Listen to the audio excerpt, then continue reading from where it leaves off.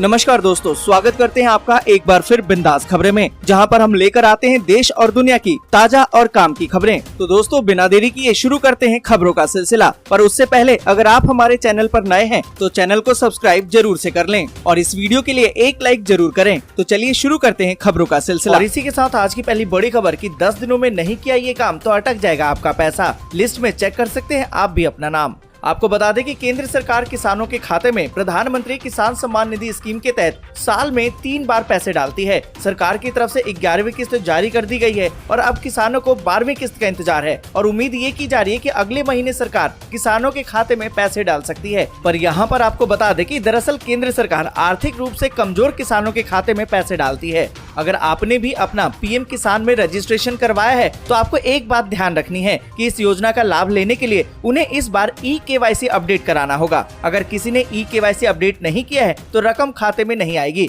31 जुलाई 2022 से पहले आपको भी केवाईसी करवानी होगी। तो दोस्तों, आपको बता दें कि 31 जुलाई इसकी लास्ट डेट है। आप इससे पहले अपना केवाईसी जरूर से करवा लें। और इसी के साथ अगली बड़ी खबर की हाई कोर्ट का बड़ा फैसला। रेस्टोरेंट को सर्विस चार्ज लगाने से रोकने वाले दिशा निर्देश पर लगा दिया रोक। आपको बता दें कि दिल्ली उच्च न्यायालय ने होटलों और रेस्टोरेंट को खाने के बिलों पर स्वतः ही सेवा शुल्क लगाने से रोकने वाले हालिया दिशा निर्देशों पर बुधवार को रोक लगा दी। आपको बता दें कि इसकी याचिका पर सुनवाई करते हुए केंद्रीय उपभोक्ता संरक्षण प्राधिकरण यानी कि CCPA के 4 जुलाई के दिशा निर्देशों को चुनौती देते हुए इस मुद्दे पर विचार करने की जरूरत बताया।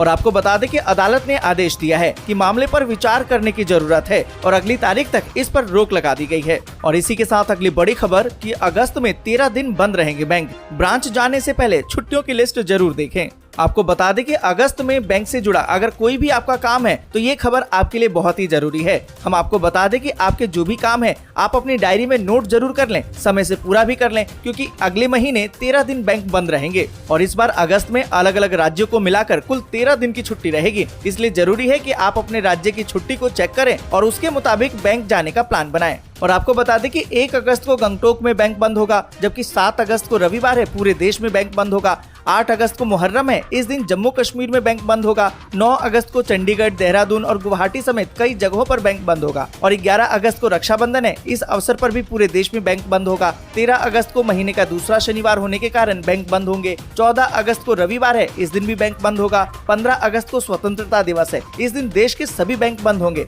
16 अगस्त को भी बैंक मुंबई और नागपुर में बंद होगा। 18 अगस्त को जन्माष्टमी है, इस दिन देश भर में बैंक बंद होगा। 21 अगस्त को रविवार है, बैंक बंद होगा। 28 अगस्त को भी रविवार है, इस दिन भी बैंक बंद होगा। वहीं 31 अगस्त को गणेश चतुर्थी के अवसर पर गुजरात, महाराष्ट्र और कर्नाटक में बैंक बंद होगा। और इसी के साथ अगली बड़ी खबर की गौतम अडानी बने दुनिया के चौथे सबसे रईस आदमी। साल भर में दुगनी हुई है इनकी संपत्ति। आपको बता दें कि अडानी ग्रुप के प्रमुख गौतम अडानी दुनिया के सबसे अमीर लोगों की फोर्ब्स की लिस्ट में चौथे स्थान पर पहुंच गए हैं। उन्होंने माइक्रोसॉफ्ट के फाउंडर बिल गेट्स को पीछे छोड़ते हुए चौथा स्थान हासिल किया है। बिल गेट्स ने पिछले हफ्ते कहा था कि वो अपनी कुल संपत्ति में से $20 अरब का दान परोपकार के कार्यों के लिए करेंगे। और आपको बता दें कि गौतम अडानी की कुल संपत्ति $115.3 अरब है। वहीं बिल गेट्स की टोटल नेटवर्थ का आकलन करें तो $104.2 बिलियन किया गया है। और इसी के साथ अगली बड़ी खबर की 5% GST के बाद अब अमूल ने दिया आम आदमी को बड़ा झटका। दूध, दही और लस्सी के बढ़ा दिए दाम। आपको बता दें कि देश में बढ़ती महंगाई के बीच आम जनता को एक बार फिर से बड़ा झटका लगा है।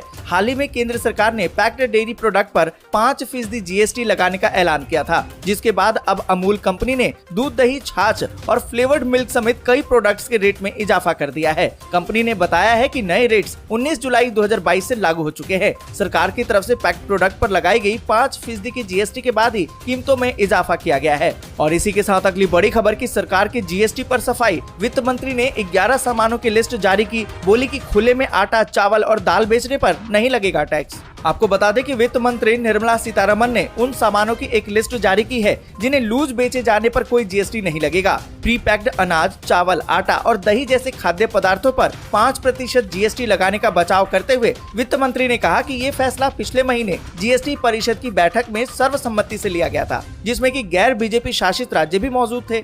यहाँ पर आपको बता दें कि वित्त मंत्री ने कहा कि क्या ये पहली बार है जब इस तरह से खाद्य पदार्थों पर टैक्स लगाया जा रहा है? नहीं, राज्य GST से पहले की व्यवस्था व्यवस्था में भी खाद्य पदार्थों से रेवेन्यू इकट्ठा करते थे।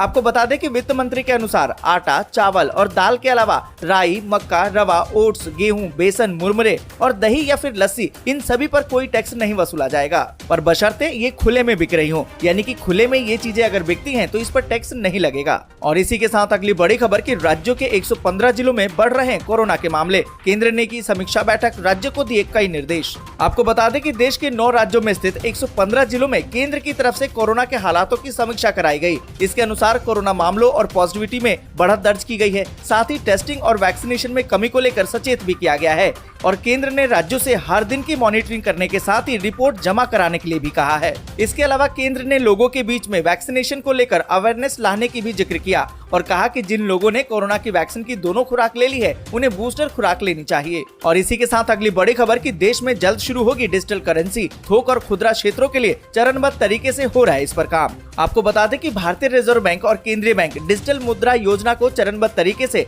थोक और खुदरा क्षेत्रों में लागू करने की प्रक्रिया में है। भारतीय रिजर्व बैंक के कार्यकारी निदेशक अजय कुमार चौधरी ने इसकी जानकारी दी है। वित्त मंत्री निर्मला सीतारमण द्वारा केंद्रीय बजट 2022-23 में CBDT को शुरू करने की घोषणा की गई थी।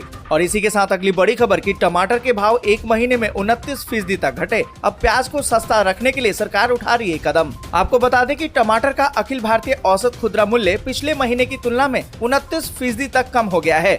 सरकार के अनुसार टमाटर का औसत मूल्य बाजार में इसकी आवक सुधरने के कारण घटा है। उपभोक्ता मामले, खाद्य और सार्वजनिक वितरण मंत्रालय की तरफ से कहा गया कि मानसून की बारिश के कारण मंडियों में टमाटर की आवक बढ़ी है, इससे कीमतों में राहत मिली है। मंत्रालय ने अपने बयान में ये भी कहा कि बाजार में प्याज की खुदरा कीमतें भी पिछले साल के मुकाबले 9% तक की कमी हुई है। आपको पता होगा कि प्याज और टमाटर भारतीय किचन में इस्तेमाल होने वाली 2 अहम सब्जियां हैं। और आपको बता दें कि केंद्र सरकार ने कहा है कि चालू वर्ष में उसने 2.5 लाख टन प्याज का भंडार किया है, जो अब तक का सबसे अधिक खरीदा गया प्याज का बफर स्टॉक है। और इसी के साथ अगली बड़ी खबर की कांवड़ यात्रा और अन्य त्योहारों के मद्देनजर 15 सितंबर तक धारा 144 लागू। धरना और जुलूस प्रदर्शन पर पूरी तरह रोक। आपको बता दें कि उत्तर प्रदेश के सहारनपुर में जिला प्रशासन ने कांवड़ यात्रा और अन्य त्योहारों के मद्देनजर शांति और कानून व्यवस्था बनाए रखने के लिए दंड प्रक्रिया संहिता की धारा 144 के तहत आगामी 15 सितंबर तक के लिए धारा 144 लगा दी है। और इसी के साथ अगली बड़ी खबर की रानिल विक्रमसिंघे बने श्रीलंका के नए राष्ट्रपति।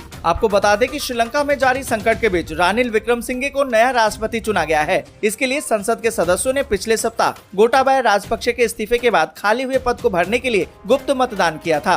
रानिल को इस चुनाव में कुल 134 वोट मिले हैं। आपको बता दें कि रानिल विक्रमसिंघे के पास श्रीलंका की राजनीति में लंबा अनुभव है। वो 6 बार श्रीलंका के प्रधानमंत्री रह चुके हैं। वो यूनाइटेड नेशनल पार्टी के प्रमुख भी रहे हैं। और इसी के साथ अगली बड़ी खबर की दिल्ली और यूपी के कई हिस्सों में हुई झमाझम बारिश। अब देश के कई हिस्सों में जमकर बरसेंगे बदरा।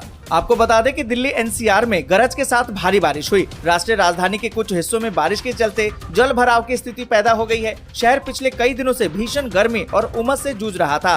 बारिश ने लोगों को काफी राहत दी है। भारतीय मौसम विज्ञान विभाग की माने तो देश के कई और हिस्सों में बारिश का अलर्ट किया गया है। और इसके साथ ही IMD ने अगले 5 दिनों यानी कि 25 जुलाई तक राष्ट्रीय राजधानी दिल्ली और NCR क्षेत्र में गरज के साथ बारिश का अलर्ट जारी किया है। लगातार बारिश के परिणाम स्वरूप निचले इलाके में मामूली यातायात बाधित हुई है, जबकि जल भराव की स्थिति अब। आज के लिए बस यहीं तक। वीडियो आपको अच्छी लगी हो तो लाइक और शेयर जरूर कर दें। अगर अभी तक आपने चैनल को सब्सक्राइब नहीं किया तो सब्सक्राइब जल्दी से कर लें।